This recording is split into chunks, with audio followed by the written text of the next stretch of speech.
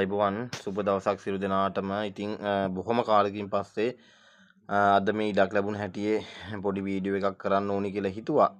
මොකද මේ මෑත කාලේ ඉනවා, ඒ කියන්නේ අප්‍රේල් වලට ඉස්සෙල්ලා පස්සේ සම්බන්ධ වුණ බොහෝ දෙනාගේ තිබ්බ ප්‍රධානම ගැටලුවක් තමයි අපි කියන්නේ ඒ මිනිස්සයට yaadීම නැහැ, දියුණුව නැහැ, ආකර්ෂණයක් නැහැ, රස්සාවක් නැහැ. රස්සාවකට ගියත් ඒ කරන තැන රස්සාවෙන් පොරොන්දු වෙච්ච පඩියට වැඩි අඩුපඩියක් තමයි Tamanට දෙන්නේ. ගේ දොර ප්‍රශ්න, ළමයි එක්ක ප්‍රශ්න, සැමියාත් එක්ක ප්‍රශ්න.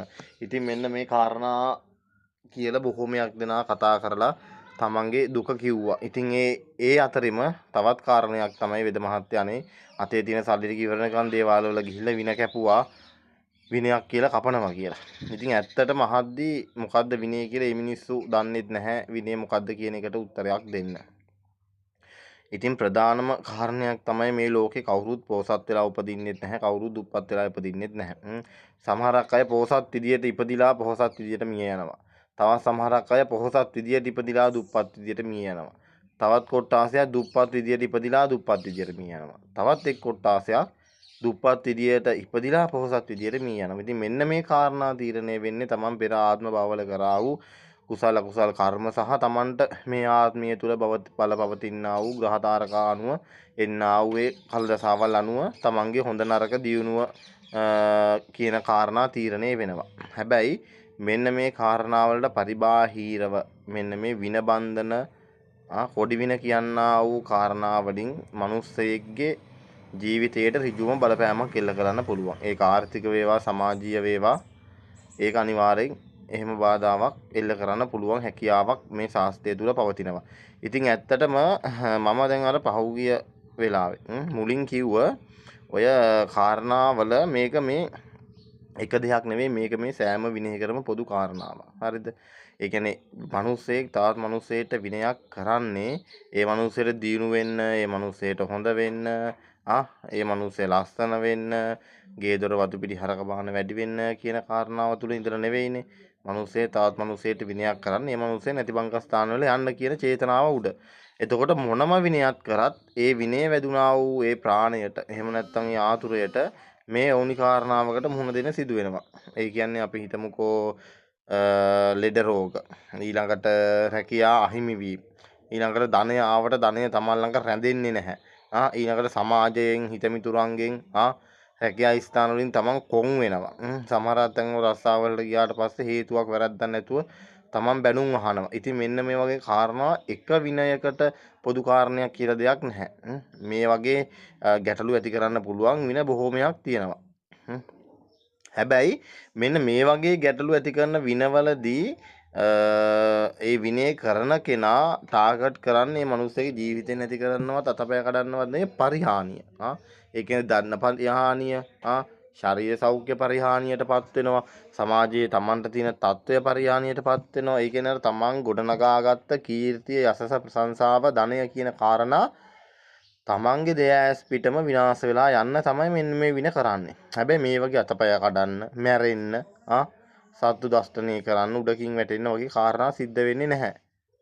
ඒකට හේතුව චේතනාව එක නෙවෙයි. විනය කරන කෙනාගේ චේතනාව මේ විනය වදින කෙනාව තනිකර අපි කියන්නේ නොමැරී මැරීම. ඉතින් ඇත්තටම මැරෙනවා කියන එකට වැඩියේ ලොකු වේදනාවක් තමයි තමන් ගොඩනගාගත්ත දේවල් තමන්ගේ ඇස්පරා පිට විනාශ වෙලා ගිහිලා තමන් පාරට වැටෙනවා කියන කාරණේ. පෙරක් මේ හොඳට හිටපු සල්ලිකාරයින්ට දැනට උන් හිටි තැන් නැහැ. ඒ කියන්නේ ගෙයක් දොරක්වත් නැහැ. පේමන්ට් එකේ ඉන්න අය බොහෝමයක් අපිට හම්බෙලක් තියෙනවා, සමාජයේත් ඉන්නවා, අපිත් එක්ක කතා කරලාත් තියෙනවා.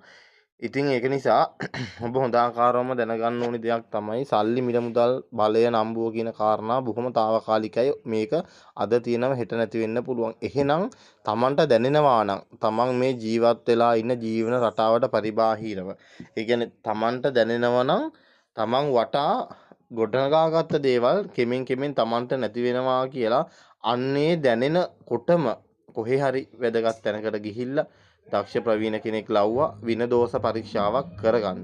හරිද? ආන්ගේ විනදෝෂ පරීක්ෂාව ඇතුළේදී ඔබට තීරණය කරගන්න පුළුවන් මට මොකද්ද මේ වෙලා තියෙන්නේ කියලා. එතකොට ඔබ පරක්කු නැහැ මේවා ඉවත් කරගන්න.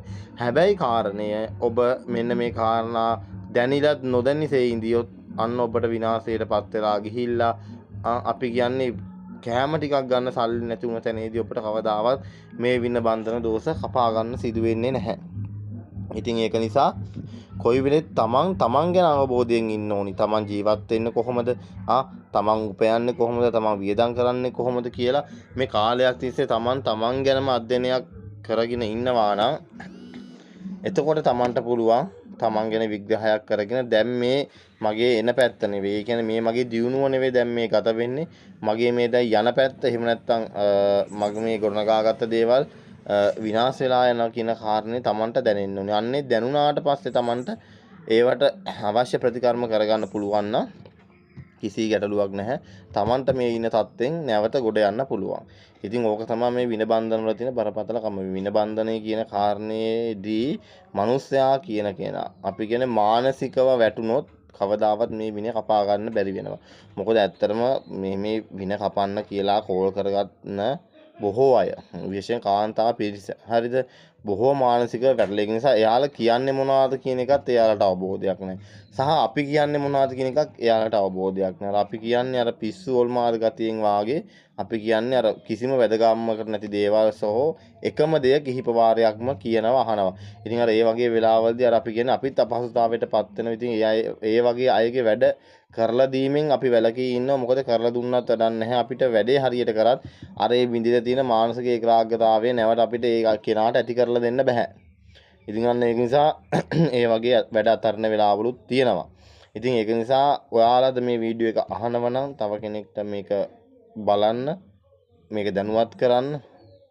දැනුවත් කරලා ඔයා හෝ ඔයාගේ අසල්වැසියෙක් හෝ යාළුවෙක් හෝ වේවා නෑදෑ හිතමිතුරෙක් හෝ වේවා මෙන්න මේ ආකාරයේ ධන පරිහානියට ලක් වෙලා ශරීර ශෞක්‍යයෙන් පිරිහිලා පෞල් දුර ගැටලු ඇති වෙලා සමාජයෙන් කොන් වෙලා ඉන්නවනම් මෙන්න මේ වාගේ ප්‍රශ්න ගැටලු මේ සමාජය තුළ මන්ත්‍ර ශාස්ත්‍රය තුළ තියෙනවා සහ මේ විදිහට පිළියම් කරන්න කියන එක යාළුවට දැනුවත් කරන්න. එතකොට ඒක ඔබටත් ලොකු පිනක් වෙනවා. ඒ වගේ මේ මිනිස්සයාත් ඒ වැටලා ඉන්න වලින් ගොඩ යන්නේ මිනිස්සයාටත් ඒක ඉවහලක් වෙනවා.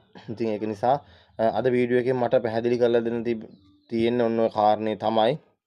ඉතින් ඒක නිසා මේ කියපු දේවල් මේ කලින් ආලේ කලින් පිට කරන්නේ නැතුව මේ අවබෝධයට අරගෙන තමන්ගේ ජීවිතය ලස්සන කරගෙන ලස්සනට ජීවත් වෙන්න කියලා ඔයාලගෙන් ඉල්ලලා සිටිනවා. ඒ වගේම හැමදෙනාටම තෙරුවන් සරණයි කියමින් අද වීඩියෝ එක මම අවසන් කරනවා. නැවත අලුත් වීඩියෝ එකකින් අලුත් දැනුමක් එකතු කරගන්න අපි හමු වෙමු. තෙරුවන් සරණයි සියලු දෙනාටම සුබ දවසක්.